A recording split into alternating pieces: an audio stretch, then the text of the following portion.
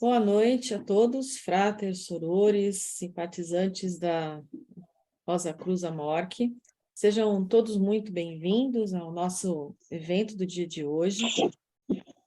Gostaríamos aqui, antes de darmos início às nossas atividades, deixar alguns recados. O tempo previsto da palestra com os comentários é de 1h20. E, como boas práticas, para que a gente tenha um fórum eficiente, como o Frater já nos apontou aqui, nós vamos deixar o chat inicialmente aberto para deixar as suas perguntas, mas, bem possivelmente, nós vamos estar liberando o microfone somente para aquela interação momentânea relacionadas às perguntas. Para as perguntas e chat, vocês têm lá o ícone nos aplicativos. No bate-papo, você pode já colocar a sua pergunta, e se quiser levantar a mão, pode, nas reações ali, levantar a mão. Durante a explanação do palestrante, os microfones estarão fechados, sendo abertos para os momentos das perguntas. E, seu microfone sendo aberto, solicitamos que sejam rápidos em seus comentários e falem apenas os assuntos pertinentes ao tema que está sendo explanado no dia de hoje. E faça os agradecimentos preferencialmente por escrito no chat, que nós enviaremos ao palestrante ou, se houver tempo ainda, compartilharemos com ele aqui no evento de hoje. É importante saber também que essa atividade ela está sendo gravada para os registros da Amorque GLP, razão pela qual todos os participantes que aceitam ceder seus direitos de imagem. Os presentes que não quiserem ter sua imagem exposta podem voluntariamente manter suas câmeras e microfones desligados para fins de privacidade. Lembramos também a todos os presentes de que a abordagem utilizada nessa palestra se refere ao estudo e à pesquisa do palestrante e não representa a palavra oficial da Ordem Rosa Cruz Amorque. Como já dito, após a apresentação, ainda teremos um espaço para perguntas e respostas e interação. Desta forma, pedimos que utilizem preferencialmente o chat para deixar os seus comentários e perguntas. Um pouquinho da missão e propósito da Ordem Rosa Cruz Amorque. Ela é uma organização internacional de caráter templário, místico, cultural e fraternal, de homens e mulheres dedicados ao estudo e aplicação prática das leis naturais que regem o universo e a vida. Seu objetivo é promover a evolução da humanidade, através do desenvolvimento de potencialidades de cada indivíduo e proporcionar ao seu estudante uma vida harmoniosa que lhe permita alcançar saúde, felicidade e paz. Neste mister, a Ordem Rosa Cruz Amorque oferece um sistema eficaz e comprovado de instrução e orientação para um profundo autoconhecimento e compreensão dos processos que conduzem à iluminação. Esta antiga e especial sabedoria foi cuidadosamente preservada desde o seu desenvolvimento pelas escolas esotéricas, de mistérios esotéricos, e possui, além de um caráter, um aspecto filosófico e metafísico, também um caráter prático. Sendo assim, as aplicações desses ensinamentos estão ao alcance de todas as pessoas sinceras, dispostas a aprender, de mente aberta e motivação positiva e construtiva para tanto.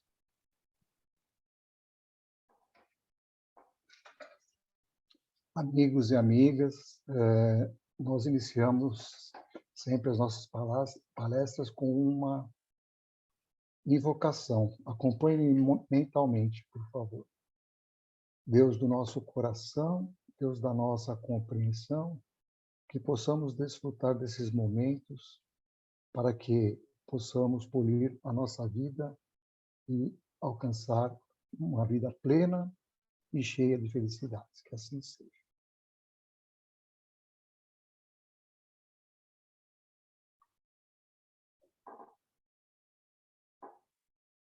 A palestra de hoje, a hipnose tratada como terapia.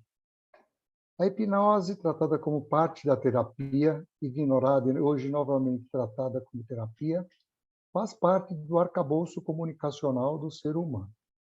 Desde o surgimento do homem, a comunicação é um fator que nos distingue de outros animais, e saber usar isso no dia a dia pode significar o sucesso de um processo ou a queda de toda uma estrutura.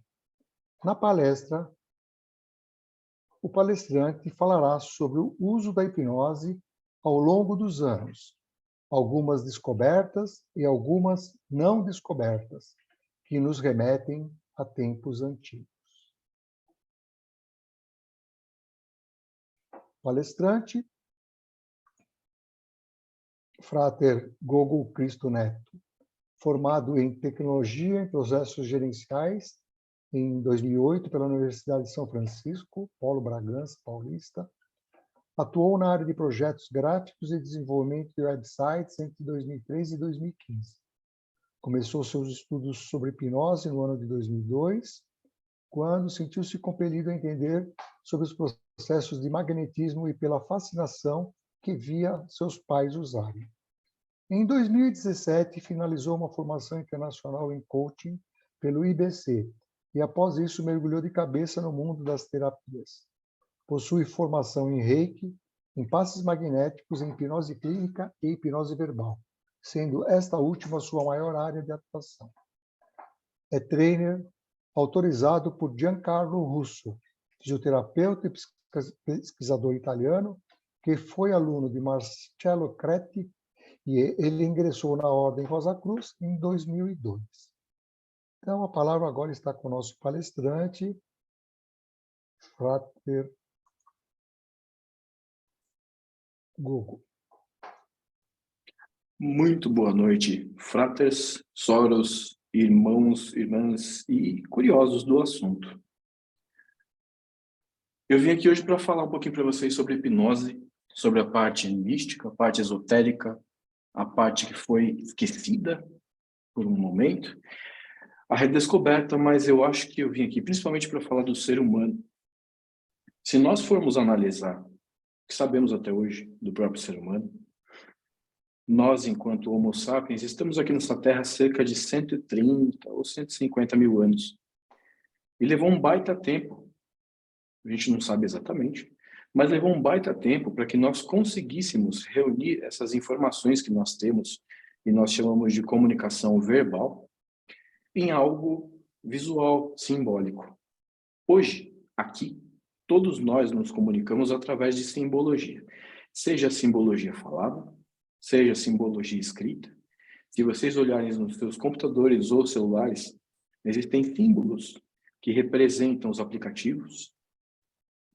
Sua própria moda particular mostra como nós seguimos símbolos e como nós criamos símbolos.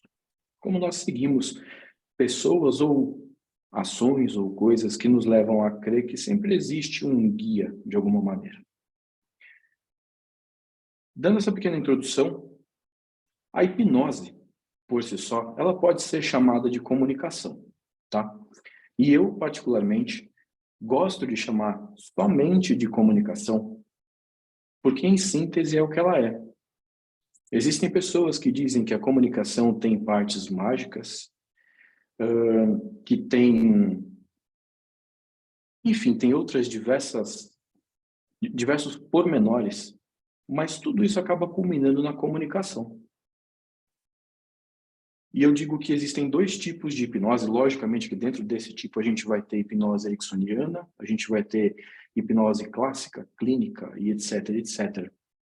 Mas a gente pode reunir isso tudo basicamente em dois grupos, que são a hipnose verbal, que é o que acredito eu que todos vocês estejam acostumados, e a hipnose não verbal, tá? Mas, antes disso, também não sabemos datar de quando, existe uma prática muito especial que exige muito amor das pessoas, que chama magnetismo.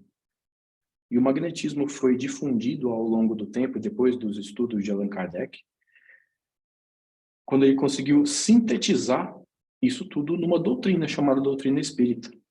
Sim, ele bebeu muito da fonte do magnetismo através de Mesmer e outras pessoas. Meu primeiro contato com esse mundo, que mesmo sabendo da parte científica eu considero muito mágico, foi aos 7 anos de idade, hoje eu tenho 41. Os meus pais, dentro dos estudos deles, mostraram para nós a aplicação do magnetismo sem saber que era magnetismo. Era um outro nome de uma outra escola iniciática filosófica. E eles começaram brincando, colocando a gente perto da parede, impondo a mão na frente, fazendo a gente sentir, ir para frente e para trás. Isso com 7 anos. Ao longo do tempo, eu fui percebendo que não era só colocar a mão na frente. Existiam intenções, existia um olhar todo particular, enfim, existia toda uma magia em volta daquilo. Um ritual. Afinal de contas, o ser humano tem a tendência de se abrir muito mais emocionalmente quando existe um elemento ritualístico ou um ritual propriamente dito.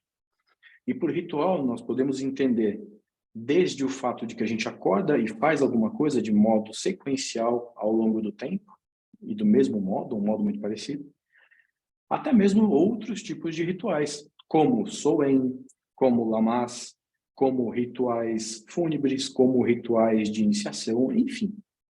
Todo ser humano é muito aberto à ritualização das coisas. As religiões são um bom exemplo disso. E eu não as julgo de modo algum, tá? Muito pelo contrário, eu acho muito bacana. Notem que nisso existe muita simbologia. Muita. Desde a figura representante da religião, que faz mudanças através da fala, ou através dos gestos, o xamã, e quando eu digo xamã, eu não falo do xamã brasileiro só. Eu estou falando de algo muito antigo, que talvez nos remeta a mais de 10 mil anos atrás, nas culturas antigas, na cultura celta, ou até mesmo mais tempo. Não sei. A gente simplesmente não sabe aonde isso vai parar. Fato é que sempre existiram pessoas com certas características que promoviam mudanças nas outras pessoas. Essas mudanças poderiam ser através de passagem de ervas queimando, através de rituais, como eu já disse, ou através da comunicação. E aonde se encaixa a hipnose nesse mundo muito doido de um monte de coisas que às vezes a gente não sabe compreender, mas a gente passa por isso? Uma das maneiras que é convencionada no mundo da gente compreender o estado hipnótico é quando nós estamos dirigindo, por exemplo, e não percebemos, por conta do nosso foco na direção, o nosso foco no caminho, nós não percebemos o que está na lateral, nós não percebemos se passamos por uma paisagem bonita e etc. Porque nosso foco está ligado àquilo que a gente está fazendo. Isso é uma outra capacidade muito legal que o ser humano tem, de manter o foco. Isso é compartilhado com outros animais. Existem outras maneiras da gente poder compreender a hipnose também, que vão um pouquinho além do que eu estou falando.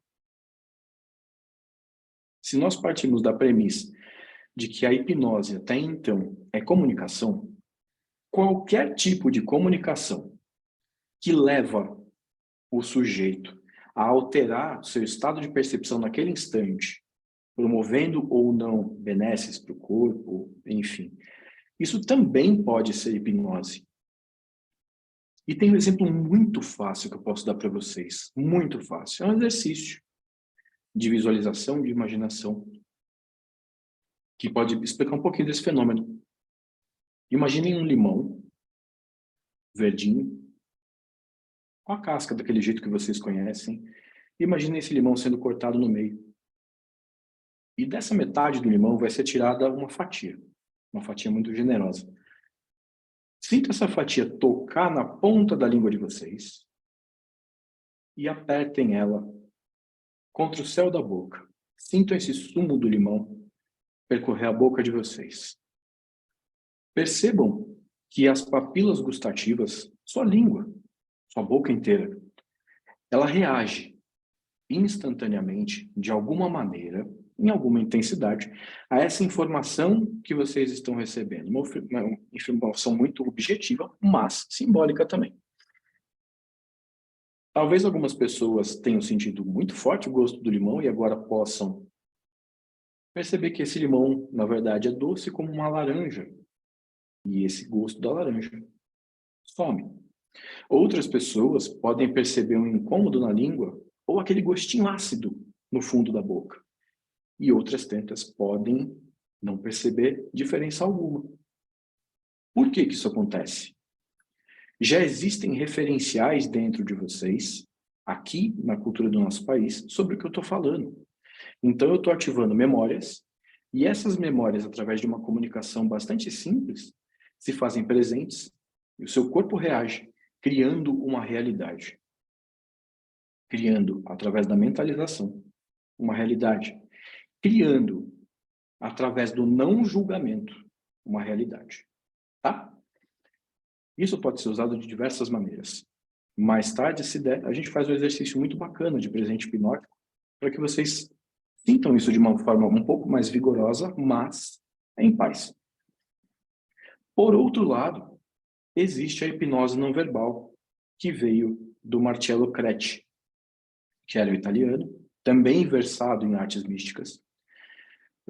Um gênio, ele criou muitas coisas, dentre elas, ele criou os princípios do RFID, que são aquelas tags que a gente cola no vidro para poder passar no pedágio, para poder pagar conta e etc. Também está presente hoje uma tecnologia muito parecida nos nossos celulares, para o pagamento. E isso em 1950 e cacetado, tá? O que ele fez de genial foi conseguir juntar todos os elementos não verbais. Quando eu digo não verbais, é que não existe a verbalização de algo, não existe alguém dizendo uma palavra inteligível.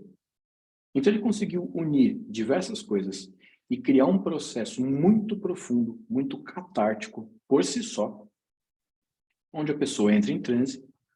Por transe, a gente pode compreender, sim, um estado alterado da própria consciência ou um estado de não consciência. E com isso a pessoa vai ter acesso a coisas que estavam até então guardadinhas dentro da nossa cachola. E onde, de forma muito prática e objetiva, a hipnose se encaixa na saúde mental, como tratamento, que é o mote dessa palestra aqui. Ao longo da vida, o ser humano, por ter a capacidade de pensar, de filosofar, de extrapolar a própria realidade como sentimentos, primariamente como sensações, lógico, e depois como sentimentos. Sensações são o que a gente sente dentro da gente. São coisas muito subjetivas.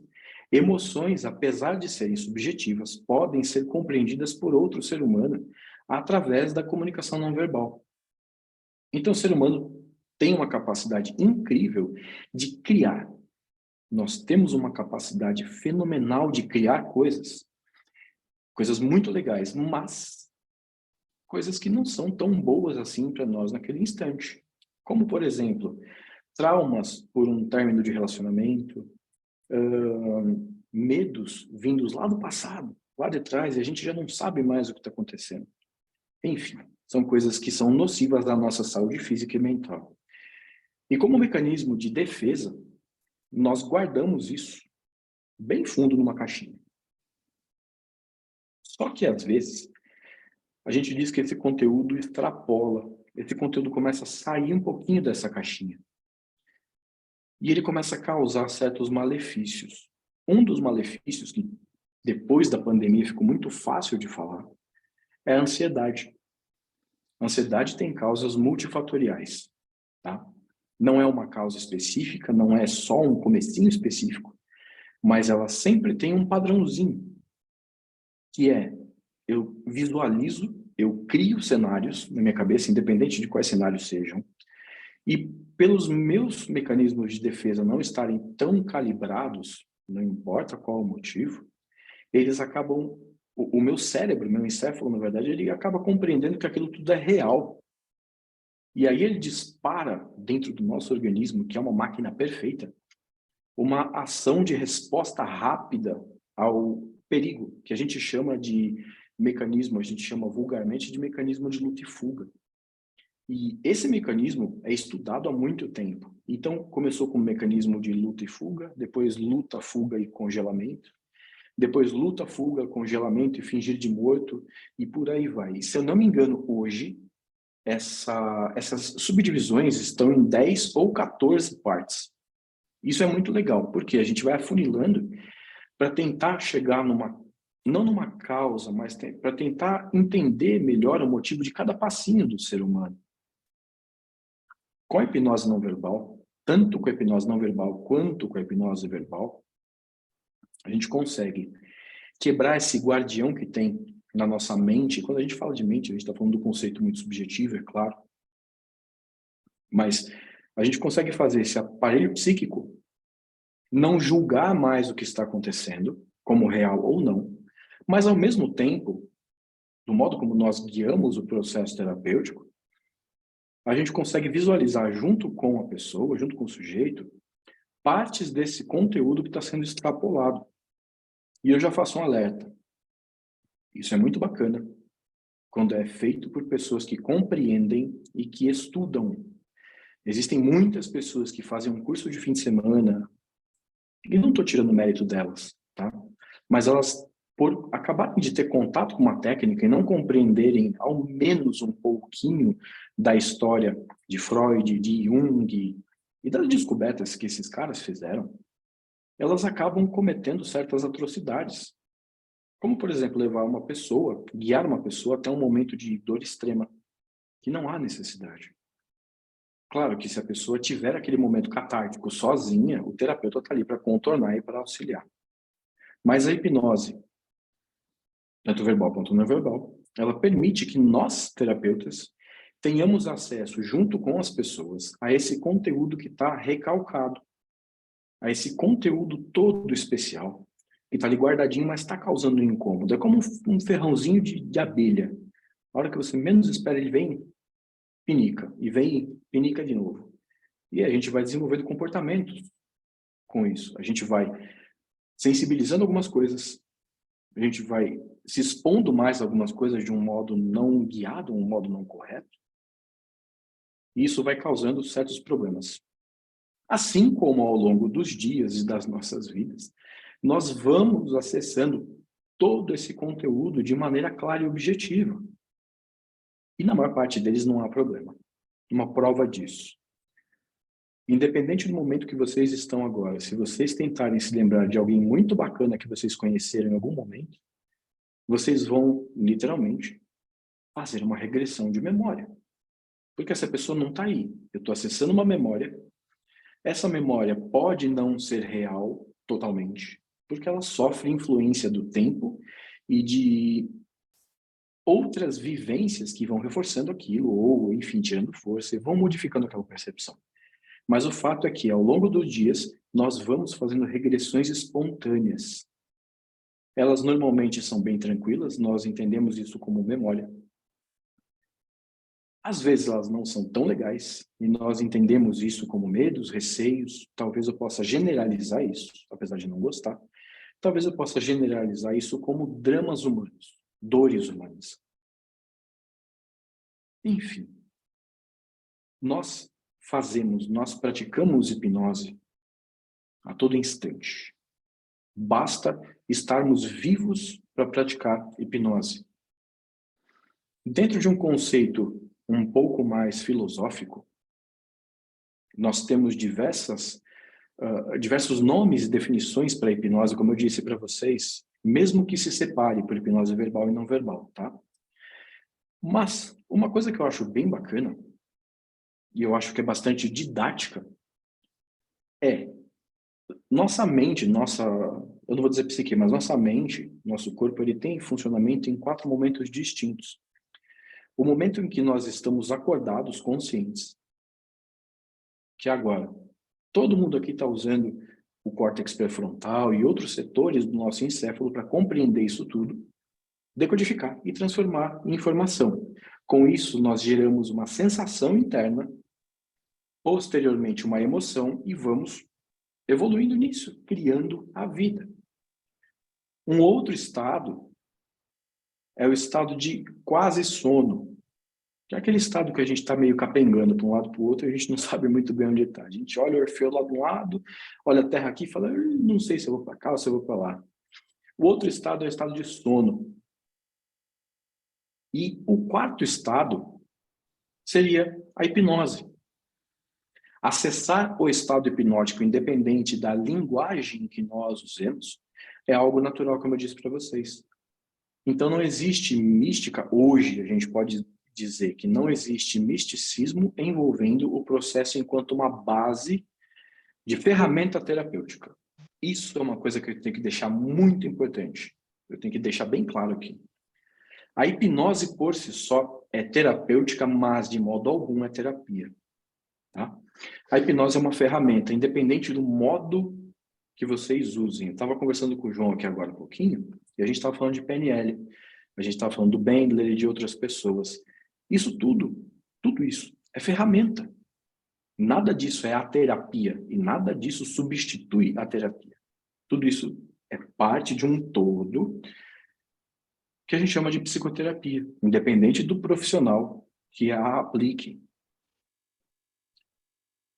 Antigamente, nós voltarmos um pouquinho, agora que eu conceituei mais ou menos para vocês, pontuei o que é a hipnose, de acordo com o que eu vejo e algumas outras pessoas. Se nós voltarmos um pouquinho na história, existiram períodos onde pessoas buscavam oráculos para saber do futuro, para saber do agora. E esses oráculos, eles não se utilizavam de drogas, tá? Mas eles viviam em ambientes onde existia uma ambiência propícia para isso, sem entrar em detalhes, que levava eles para esse estado alterado de consciência. E nesse estado alterado de consciência, criava-se acessos a inúmeros fatores pertinentes daquela pessoa que estava perguntando. Mas isso é só antigamente, Hugo? Não, isso acontece até hoje. Tem muita gente, que ainda segue alguns oráculos. E já não existe mais o oráculo de Delfos, já não existem mais, quer dizer, existem, mas não tem mais acesso. As portas subterrâneas que a gente entrava em salas com gases e etc, e etc. Mas existe ainda o mesmo fenômeno, ou seja, é um fenômeno puramente humano, é um fenômeno de decodificação de comunicação, é um fenômeno natural, muito natural. O que mais que eu tenho para falar sobre a hipnose? Sobre o magnetismo, isso é muito interessante. Algumas pessoas confundem magnetismo com hipnose. O que eu expliquei para vocês até agora é sobre hipnose. Já o magnetismo é uma coisa muito antiga que nós cremos que venha do Egito, tá? Não sei dizer qual período que é. Mas o magnetismo pressupõe que existe um fluido universal dentro de cada ser vivo. Notem, dentro de cada ser vivo, não importa se é ser humano ou se é bichinho. E a pessoa que está na frente, ou o operador, tem a capacidade de, através da imposição de mãos, modificar, movimentar esse fluido orgânico que existe dentro dessas pessoas, desses seres vivos, para promover saúde. É claro que existe muita coisa que a gente não consegue provar. O Giancarlo, que é o meu grande mestre na hipnose não verbal e a quem eu tenho uma baita de uma honra de representar aqui no Brasil e em parte da Europa, ele diz que existem coisas que não são ciência, talvez, por ainda serem proto-ciência. Mas também existem coisas que talvez nunca sejam ciência. E não há um motivo claro para isso. Fato é que existem coisas que não dá para explicar. Existem outras coisas que dá para a gente explicar. Como, por exemplo, fazer parte da AMORC e compreender certos mecanismos universais. Você começa a entender muito mais coisas do que até então a gente entendia. Ou em outras escolas iniciáticas. Isso é muito bacana. A busca da luz, a busca do conhecimento é uma coisa que é muito, muito, muito interessante para quem quer evoluir, para quem quer ir mais além. Então, o magnetismo, por ter começado muito antes do processo do que a gente chama de hipnose hoje, notem, a hipnose não verbal que eu estou falando para vocês é de 1950. A hipnose verbal, como a gente conhece, nasceu em 1700 e alguma coisa. São processos extremamente antigos. E, na real, não dá para a gente saber exatamente onde começou. A gente só tem um parâmetro para poder justamente conversar e falar, olha, nós achamos que começou aqui por conta desse documento, por conta dessa conversa, por conta desse conhecimento, que não é um conhecimento amplo ainda. Mas não existe uma ligação física entre magnetismo e hipnose, porque eles são coisas distintas no nome e no modus operandi. Mas todos eles levam ao tratamento de certas questões emocionais ou físicas? Sim, a intenção é justamente essa. Mas a gente não pode comparar uma técnica a outra simplesmente porque elas não têm os mesmos pressupostos, as mesmas linhas teóricas e o mesmo modo de funcionar. E ainda tem uma terceira coisa que eu, particularmente, sou apaixonado, que é a fascinação. O ser humano tem uma capacidade muito legal de espelhar as pessoas, independente do setor do encéfalo que faça isso ou do corpo, tá? De modo bastante prático, nós espelhamos muitas coisas que estão acontecendo na nossa frente. Um fato sobre isso é que quando nós estamos em casa, na maior parte das vezes, e ouvimos uma ambulância passar, a primeira coisa que a gente faz é levantar a orelha, opa, está acontecendo alguma coisa. E a gente desenvolve algum pensamento sobre aquilo. A fascinação parte de um pressuposto de que, através do olhar, nós conseguimos injetar sensações internas, nós conseguimos causar emoções que são internas para o externo e nós conseguimos criar mudanças, ou seja, também é, de certa forma, um processo catártico, ou seja, é um processo que libera emoções. Então, tudo isso está ligado de uma maneira muito incrível, porque são ferramentas que a maior parte das pessoas não tem acesso. Eu acredito que seja o momento cultural que a gente vive e etc. E se a gente for pensar antes do iluminismo, existia uma tentativa muito grande de se juntar a filosofia, saúde, experimentos, hipnose e etc. Depois disso houve uma cisão, e não vou entrar no mérito do porquê que houve cisão ou não, mas o fato é que uma parte ficou bem descoberta, que é justamente a parte que era considerada mística sem comprovações científicas. E desde 2002, mais ou menos, 2003, que eu tive acesso de modo consciente, porque eu já era adulto, eu percebo que existe uma evolução muito grande nesse mundo, tanto na prática das técnicas, quanto no uso clínico das técnicas.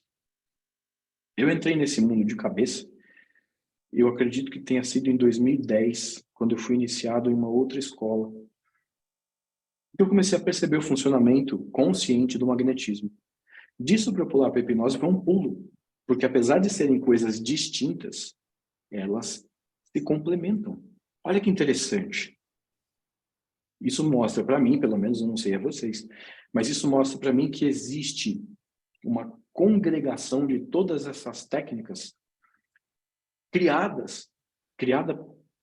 pelos operadores que realmente se importam com o ser humano e não são somente detentores de técnicas ou passadores de técnicas. E eu acho que o que a gente busca hoje nesse mundo, enquanto seres humanos do mundo profano mesmo, tá? É justamente ajudar o mundo a ser um pouquinho melhor. É ajudar a transmutar os sentimentos ruins em sentimentos bons. É fazer com que as pessoas compreendam e enxerguem a grandeza de cada uma das existências. E quando não existe resistência cognitiva para isso, a gente consegue fazer esse trabalho de uma maneira muito melhor. E é muito, muito, muito bonito.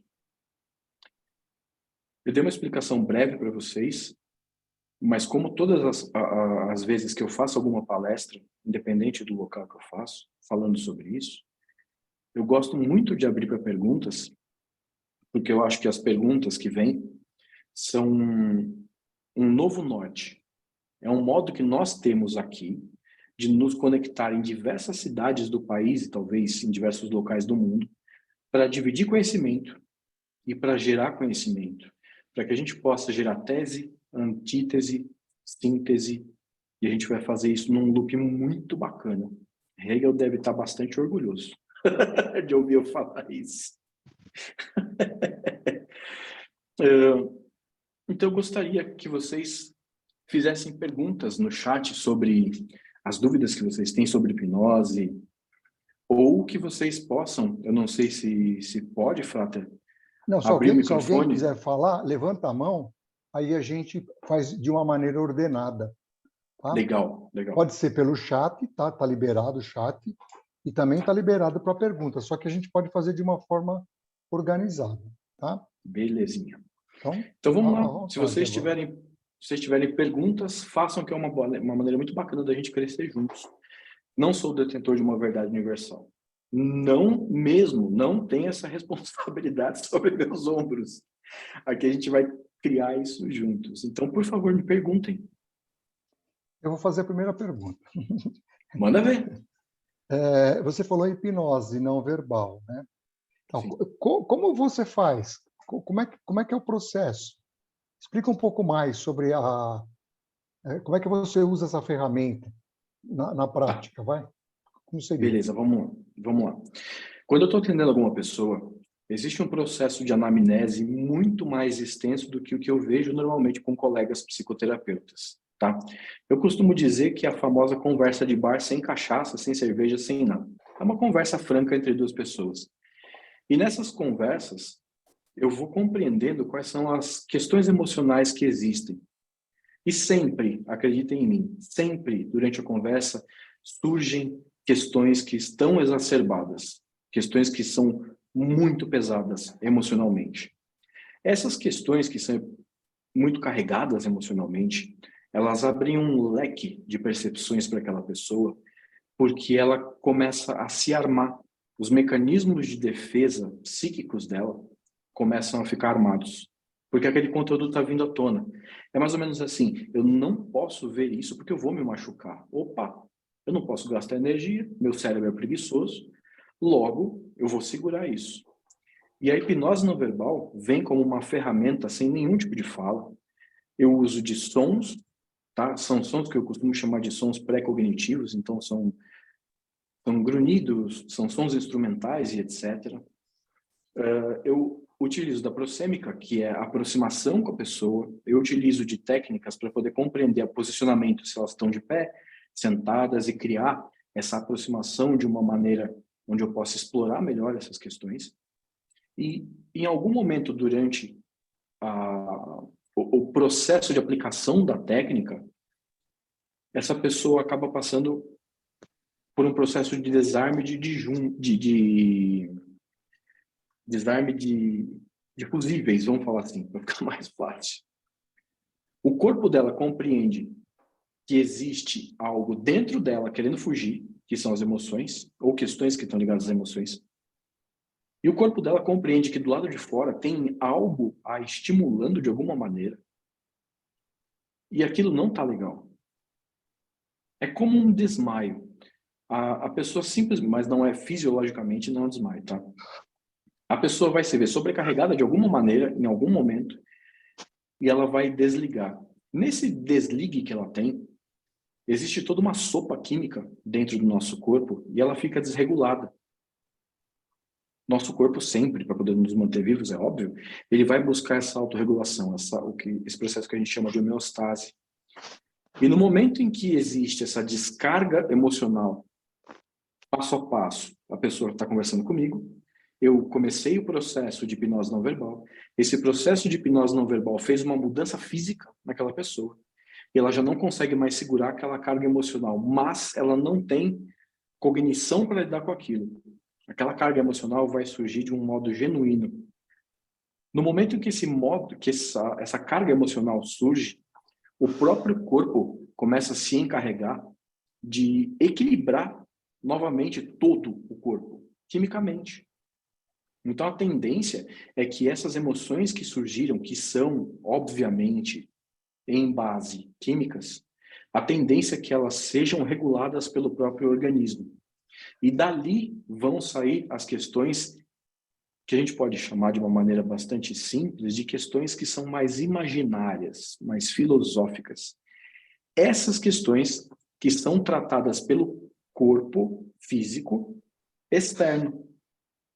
É como se a pessoa caísse, logicamente que é amparada, tá? Ninguém cai e bate o corpo no chão. desligasse, e esse desligue de disjuntor fizesse com que ela começasse a tratar, com que o próprio corpo dela começasse a tratar isso, por conta desse mecanismo, esses mecanismos, na verdade, de defesa que foram ativados e desativados subitamente. É um processo bastante comum no dia a dia, mas para fazer isso de uma maneira controlada dentro do consultório, existem diversos pequenos passos que a gente tem que seguir. Um exemplo muito legal que tem é quando a gente está na rua, por exemplo, eu vou falar de uma coisa um pouco... Não é pesada, é uma coisa real, está no nosso mundo. Mas quando a gente vê um assalto, ou a gente vê alguém passando mal na rua, e naquele momento não tem controle emocional para que a gente possa compreender aquilo e interagir de uma maneira proveitosa. Nós vamos sentir medo, o coração vai acelerar pra caramba. Existem diversas reações que fazem com que o tempo de fora pare pra gente, para que a gente possa tentar resolver aquilo de uma maneira. E alguns instantes depois, vem a dor de barriga, vem a boca seca e etc. E depois de algumas horinhas a gente está bem, já não tem mais nada. Isso é uma maneira muito pequena e corriqueira. Ou seja, o nosso corpo, por si só, ao longo dos dias de vida, ele já está acostumado a fazer processos semelhantes. Só que ele não tem a capacidade de fazer esse processo de liberação emocional tão profunda sozinho, porque ele vai se fechar. Eu preciso de alguém, trocando em miúdos, eu preciso de alguém do lado de fora, provocando para que essas questões emocionais surjam e sejam tratadas. Entendi. Tem uma pergunta aqui no chat. Você lê ou quer que eu leia para você? Leio, do Alexandre, né? É, do Alexandre, isso.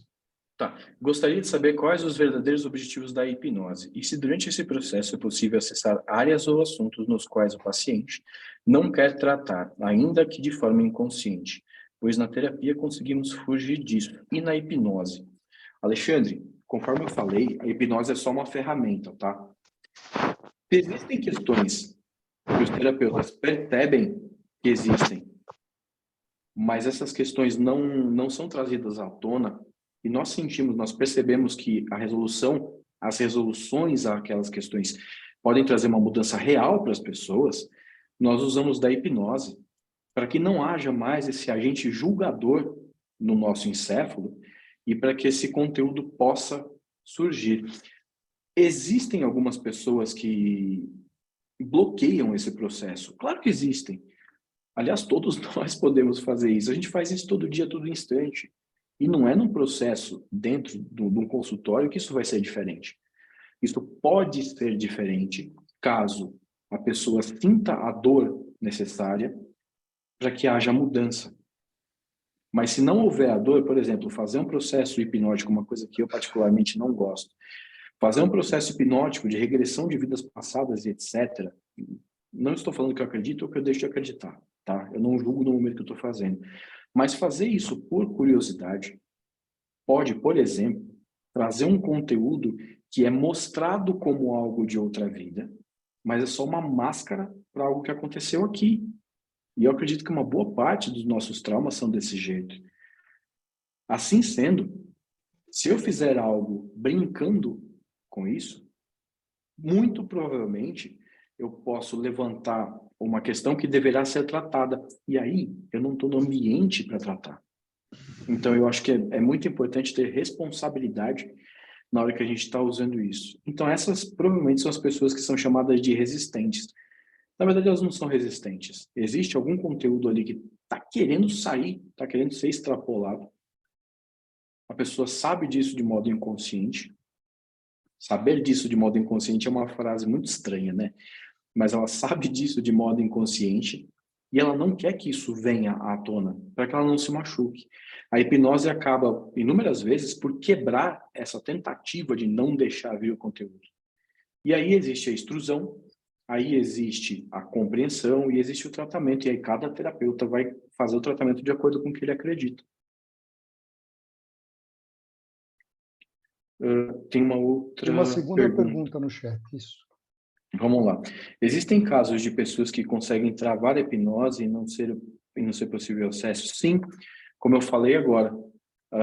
Existem, para mim, dentro da minha prática clínica, existem pessoas que sentem que tem algo muito errado e como o nível de dor de cada pessoa, é uma coisa muito subjetiva, a gente não tem como julgar. Para mim, a dor da perda de um animalzinho é imensa. A dor da perda de um ser humano não é tão imensa. Para algumas pessoas, a perda de uma flor é imensa. Então, se as questões levantadas fizerem parte disso, inclusive as levantadas em conversa, essa pessoa pode sim bloquear essa saída, como ela faz naturalmente ao longo de toda a vida. Tá? A busca da hipnose é justamente para que não haja essa trava. É para que a gente consiga tratar isso de uma maneira humana, sabe? E tirar essa dor da pessoa. Fernando, pode fazer sua pergunta.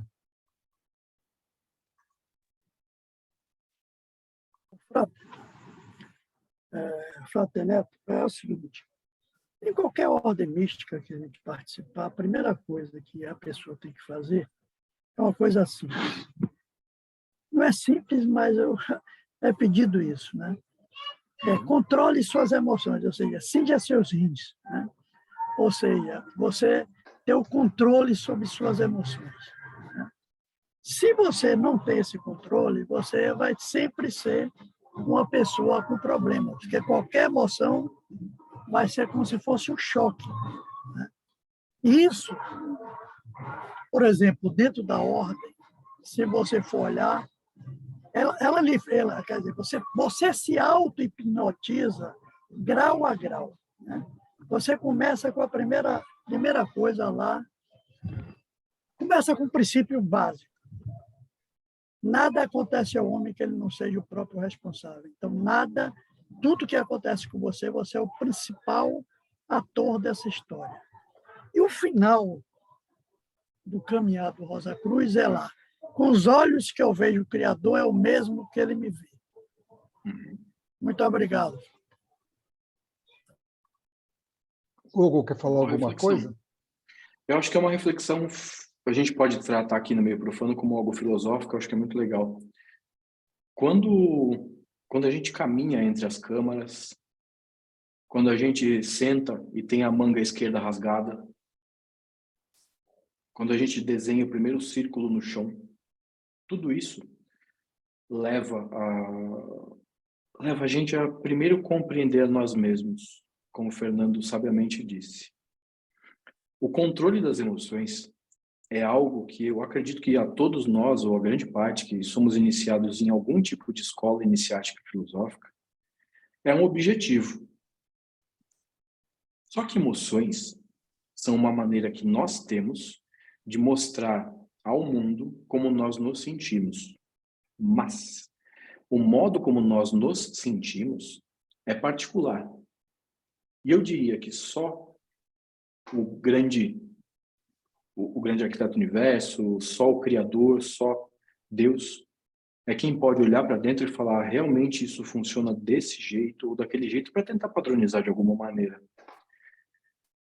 Quando eu falo das emoções, aqui no que tange a hipnose, eu estou falando de algo que é muito justo e perfeito no que diz respeito à própria intangibilidade do sujeito.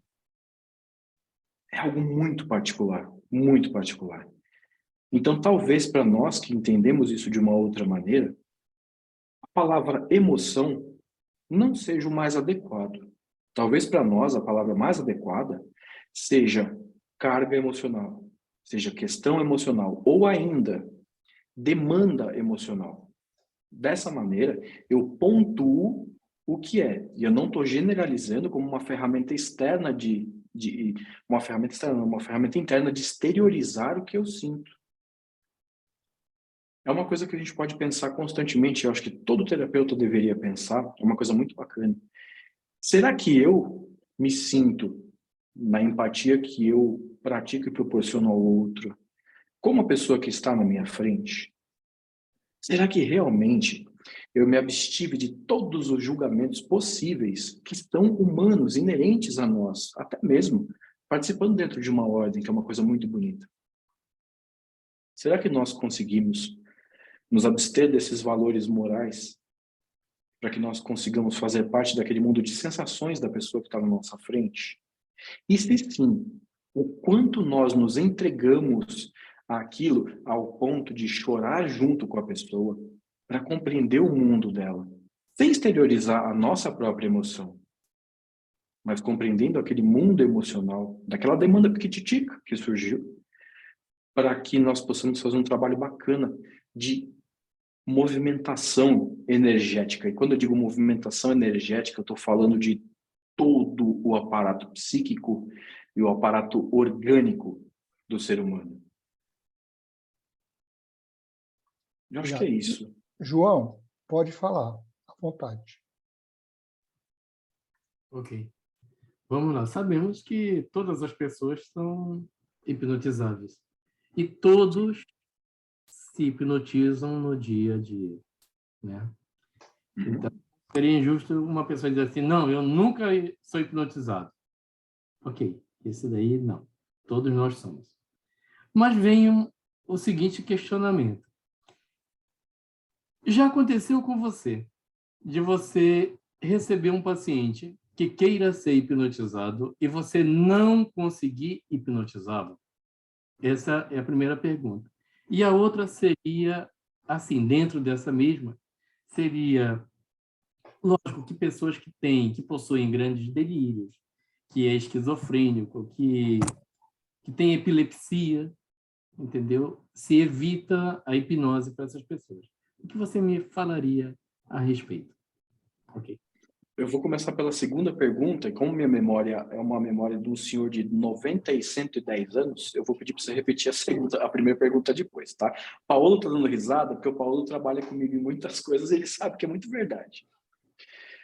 Eu não gosto de trabalhar sozinho.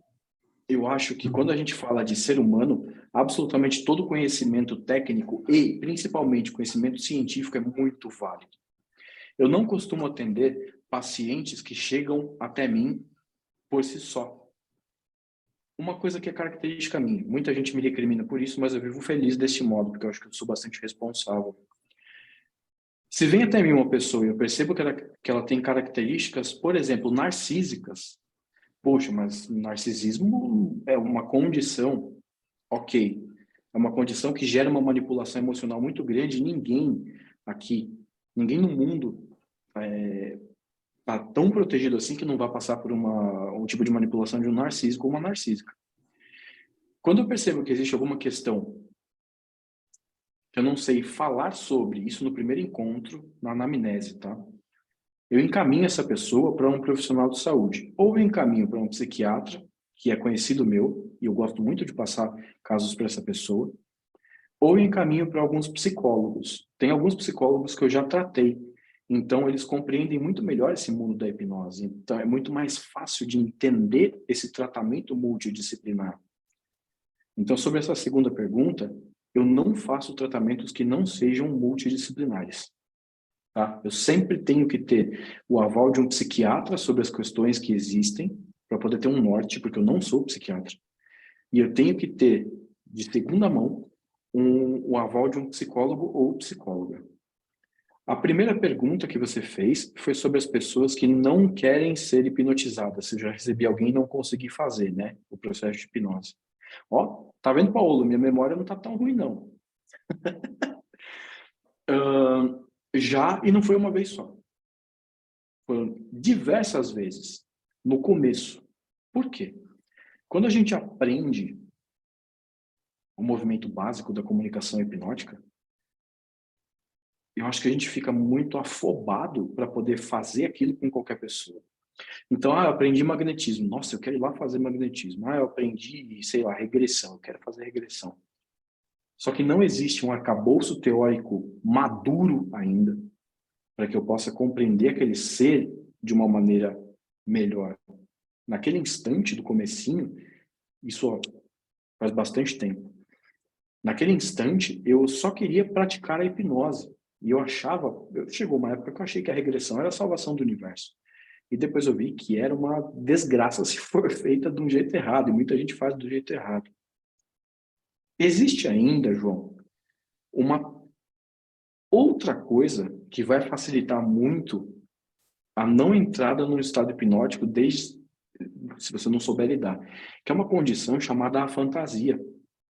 São pessoas que fisiologicamente não conseguem imaginar. Acreditem, isso existe. É uma porção muito pequenininha da população. Existem. E num dos últimos cursos que eu dei em São Paulo, eu acho que foi no último curso que eu dei em São Paulo, em novembro, um rapaz que começou todo o movimento para ensinar lá, nessa turma, veio para mim no meio do curso e falou, cara, eu tenho a fantasia, eu não consigo imaginar as coisas. Eu não consigo fazer, eu não consigo participar de regressão, eu não consigo participar de relaxamento, eu não consigo participar de absolutamente nada que exija imaginação. Eu perguntei para ele, você não consegue imaginar como vai ser seu passo daqui para frente? Ele falou, não, existe um apagão na minha mente, eu não consigo. E eu tenho laudos, ele mostrou laudos sobre isso, etc.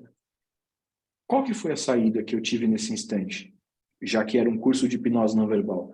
Fazer um processo de hipnose não verbal. E funcionou maravilhosamente bem, porque não existe exigência alguma de se imaginar nada. A única coisa que tem na hipnose não verbal é, não me atrapalha. Só isso. O resto é comigo. Então o rapaz entrou muito bem nesse processo, muito, mas muito bem mesmo. Tentamos depois fazer alguns processos com imaginação, a pedido dele, tá? Para as pessoas da turma poderem ver como isso funcionava, e ele realmente não imagina. Então é incrível, cara, é incrível. São coisas que vão surgindo. Aí eu tive que estudar um pouco disso, para poder compreender, pera, existem pessoas que podem vir até mim que têm a mesma condição. Como que eu vou tratar essas pessoas? Normalmente, elas falam bastante. Elas falam muito, muito, porque não existe aquela trava social de que eu tenho que compreender para falar. Não, elas falam, falam, falam, falam. E aí a gente tem que ter uma baita de uma sensibilidade humana para lidar com essas pessoas. Consegui responder?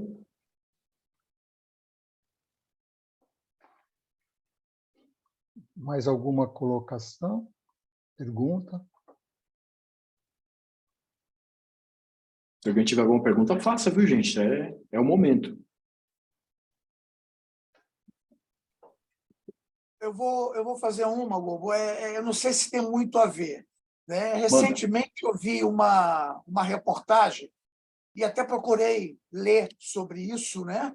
Sobre pessoas que vêm com alguma memória de alguma coisa de vidas passadas.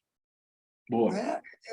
Inclusive, até apareceu no Egito uma egiptóloga lá que ela tem total consciência da vida que ela viveu lá na época e tudo, e ela deu provas quanto a isso, como ela mandou buscar certas coisas em certos lugares que ela afirmava estar lá, e eles iam escavar lá, e realmente estava lá, documentos que ela falou sobre isso. O que você me fala sobre isso, irmão? Existe realmente essa possibilidade? Não existe? Vamos lá. A luz Tem que quanto a falar. isso aí. Claro. Eu estou aqui para ser uma luz bem grande, enorme. Obrigado. Luz do lado. Obrigado. Vamos lá. Eu tenho duas vertentes para explorar um pouquinho. A primeira vertente é que, se nós formos tratar tudo isso com uma pegada um pouco mais científica, eu vou dizer para vocês todos que tudo que o cliente sente, ele sente porque é real, tá? E realmente, fisiologicamente, ele sente aquilo porque é real. E não cabe a mim a julgar o julgamento, só cabe a mim guiar aquilo. Mas isso não expressa, de modo algum, a minha opinião pessoal sobre o assunto. A minha opinião pessoal sobre o assunto é que, sim, existem vidas passadas. Sim, existem vidas que nós lembramos que são fora desse órgão. Existem inúmeras coisas que a gente vai tendo acesso ao longo do próprio ato de viver. Eu já fiz inúmeras regressões. E algumas delas me surpreenderam de uma maneira absurda. Eu sempre acreditei muito nessas coisas. Eu sempre tive uma fé muito grande no que não é explicado, porque eu vivi, algumas pessoas chamam de habilidades, outras de mediunidade, mas desde pequititico, eu via certas coisas que aconteciam e não tinham muitas explicações. Mas, por ser filho de um cigano e filho de uma não cigana, envolvidos nesse mundo místico desde sempre, eu sempre tive muita abertura para poder pesquisar, para poder procurar. Existiu um caso muito emblemático, eu nunca mais me esqueço. Uma moça que foi até mim, eu morava aqui em Atibaia ainda, Ela veio de Piracaia, Joanópolis, veio de uma dessas cidades que tem aqui pertinho. E ela precisou, em certo momento, de regressão. Conforme eu fui fazendo a regressão com ela, verbalmente falando, ela de olhos fechadinhos, relaxada e etc., ela começou a me descrever. E no momento em que ela estava me descrevendo, eu entrei num sincronismo que eu apaguei, meus olhos fecharam, eu continuei guiando, mas eu comecei a ver o que ela estava vendo. Então teve uma coisa muito dupla dentro de mim, e é uma briga muito incrível, porque um lado está falando assim, guia da melhor maneira possível, o outro lado está falando, espera e veja o que acontece. Bom, sei que nesse meio tempo, ela viu uma amiga minha, junto comigo, batalhando em alguns lugares. Depois ela viu minha ex-esposa do meu lado e ela não sabia quem era quem. Eu pensei comigo, caramba, essa moça não sabe quem é quem, né? Eu preciso ter a confirmação disso. Então eu peguei fotos de diversas mulheres na internet e fui mostrando para ela. Fui mostrando. Ela não conhecia ninguém. Quando ela viu o rosto da minha amiga, ela falou, essa daqui estava de pé com você. Já me deu um arrepio. Aí ela viu a foto da minha ex-esposa e falou, e essa daqui é a moça que estava sentada com você. Mas você conhece elas? Eu falei, conheço. São pessoas muito próximas a mim. Isso foi uma prova absurda. Depois disso, eu faço um trabalho muito... Eu resolvi me entregar às questões espirituais depois de voltar para a morte, depois, enfim, de começar a estudar tudo que se importa realmente. E eu comecei a fazer um movimento chamado o Caminho do Meio. É uma vivência que a gente faz em certos períodos aqui em Joanópolis. E ela tem esse cunho de desbloqueio espiritual. Alguma dessas pessoas que eu tive o prazer de tocar de alguma maneira e ver, abrindo um pouquinho, diminuindo um pouquinho o véu, sabe? Pegando aquele véu e tirando um pouquinho de lado, elas começaram a trazer conteúdos para mim que eu já tinha visto na minha mente. E eu nunca tinha visto essas pessoas. E começaram a rolar algumas coisas que para a maior parte das pessoas é assim, putz, isso é muito estranho, isso é muito esquisito. Mas, cara, as coisas batiam de uma maneira impressionante. Então, eu acho que é muito existente, regressão de vidas passadas e etc. Eu acho que é uma coisa que funciona muito bem, mas se não for muito bem alinhada, muito bem guiada, isso pode causar problemas absurdos na pessoa. E se a gente for falar em termos energéticos, a primeira coisa que me vem na cabeça, isso vai arrebentar o funcionamento de todos os chakras, porque eu não sei que corpo que eu estou acessando. Depois disso, aí a gente tem a psique, a gente tem o corpo físico, a gente tem nous e etc., diversos conceitos, isso vai ficar tudo bagunçado. É uma coisa muito legal, mas que precisa ter muita responsabilidade para ser feita. Respondi? Respondeu, Frato. Obrigado. Imagina. Gogo, nós temos mais uma pergunta e depois nós vamos passar para o encerramento. Mas antes disso, eu quero te falar uma coisa. Uma vez, dentro de uma ritualística, né, uma iniciação, eu estava atuando como guia, certo? E o guia é o que guia as pessoas, certo? Sim, sim, diácono. E aí o que aconteceu? Eu entrei em transe, certo? Eu fui para outro plano, né? E aprendi uma grande lição, que eu não posso fazer isso como oficial dentro do ritual. Sério? Sorte minha é que você fez mais ou menos isso, né? Você pegou, mas você conseguiu lidar com as duas coisas. Eu não. Eu simplesmente apaguei. Então, tem momentos que isso é só como uma brincadeira. Fernando, a última pergunta, por favor. Vamos lá. Não, Neto, veja só. Uma coisa interessante é quando a gente fala de DNA. As pessoas não acreditam nisso. Se eu perguntar alguma coisa a mim mesmo que essa resposta não esteja aqui dentro dessa galáxia, ela vai buscar onde tiver. Meu DNA vai buscar onde tiver e vai me trazer essa resposta. Porque as pessoas chamam de sonho, né? Ela vai me trazer... Ou consciente coletivo. É isso. Ele vai me trazer essa resposta. Então, o que eu estou falando, o que o João falou está muito ligado a isso. Ou seja, mas meu DNA é, por exemplo, se você chega na pineal de qualquer pessoa, ela é igual para todos, não existe diferença. Ali nós somos a mesma pessoa.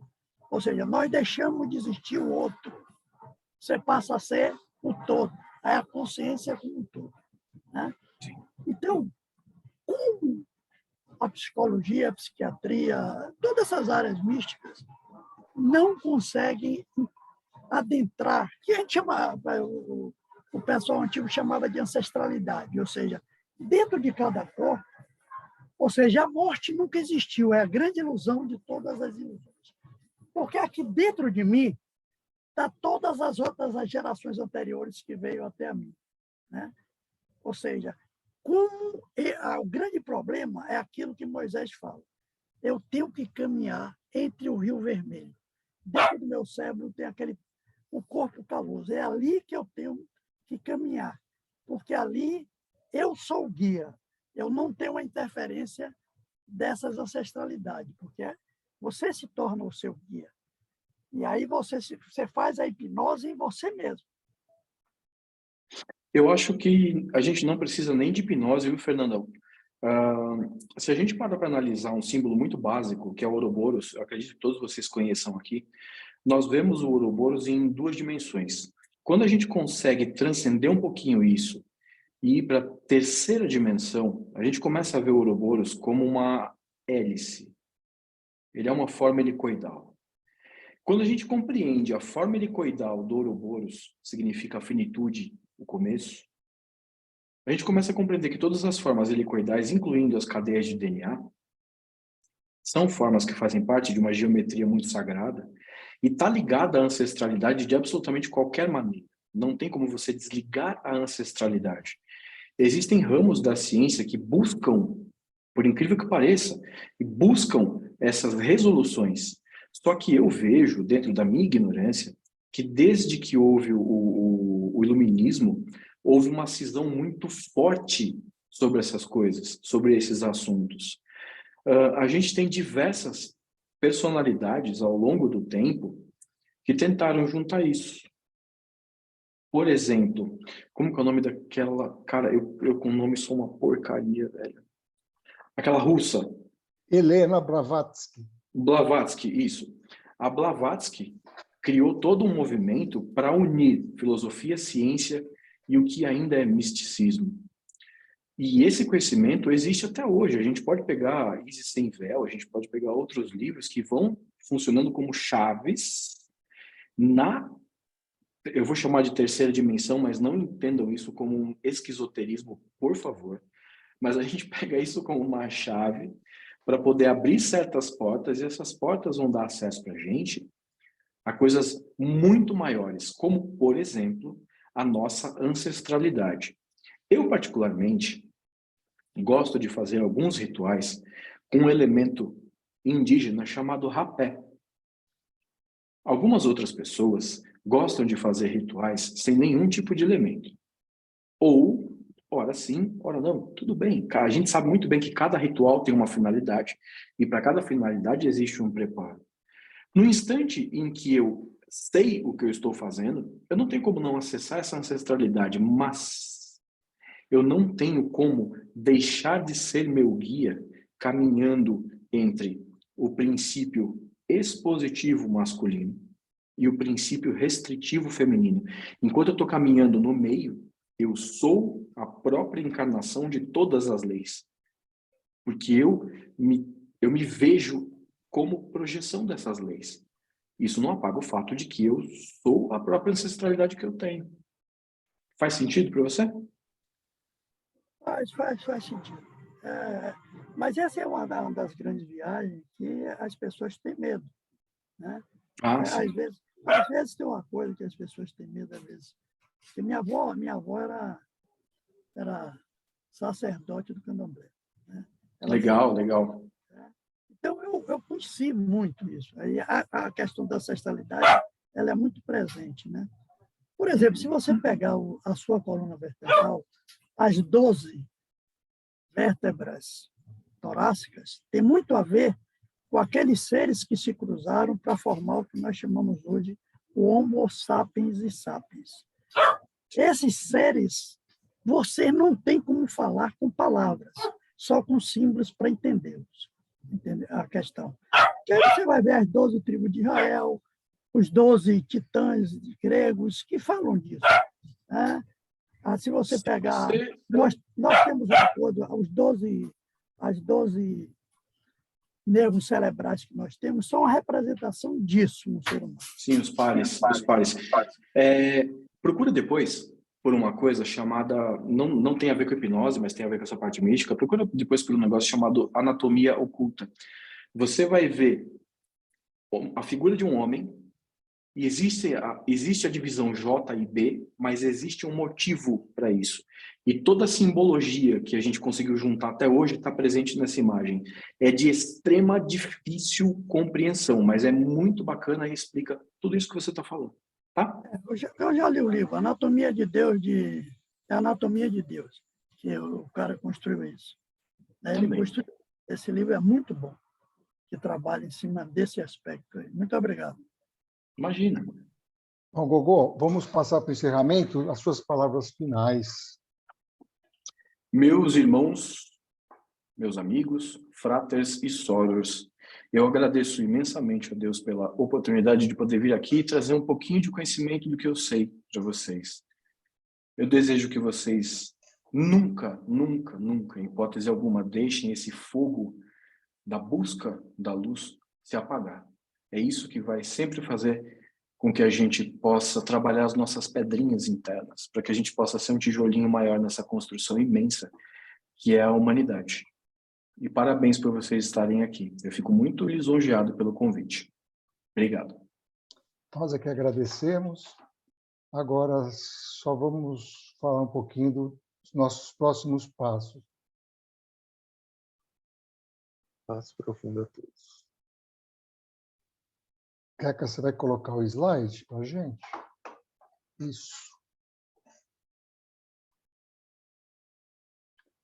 Então, nossos próximos passos. Na semana que vem, nós temos o estudo de mensais Rosa Cruzes, o tema ainda a confirmar, e no dia 7 de março nós temos uma palestra ainda a confirmar.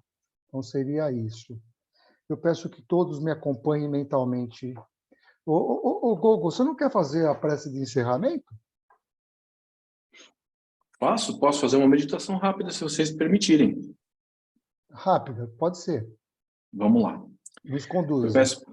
Eu peço para que vocês todos fechem os olhos,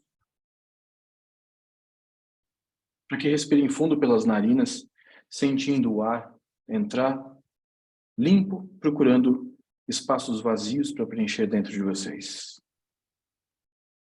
Foquem na sua respiração.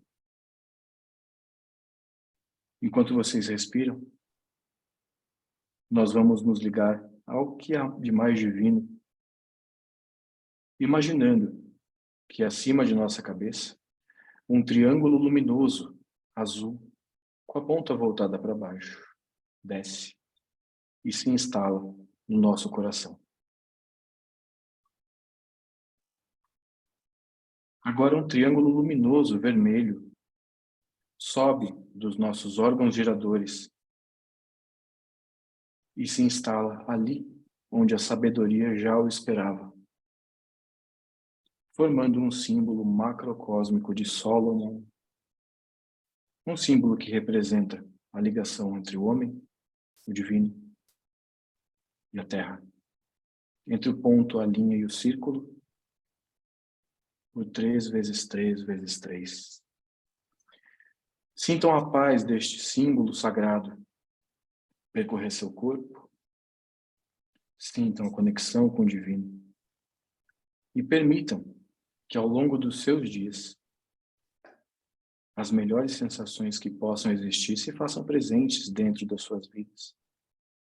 Lembrando que cada um de nós tem a responsabilidade de ter graça nos movimentos, de ter sabedoria e de ter força para executar toda e qualquer ação em prol de uma humanidade melhor. Desejo a todos vocês que essa energia divina que todos nós transmitimos e sentimos através da egrégora se espalhe a seus familiares, a seus entes queridos, animaizinhos, e que essa chuva de paz invada a casa de cada um de vocês, tornando assim cada um destes locais em locais sagrados, para um por um. Tenho sempre a certeza de que Deus nos está acompanhando de diversas formas. E nunca percam a fé em vocês, pois cada um de vocês aqui é um agente da transformação. Desejo que todos tenham uma excelente noite e uma ótima noite de descanso. Assim seja. Que assim seja. Muito obrigado, Frater. Paz Eu agradeço. profunda. Paz profunda a todos.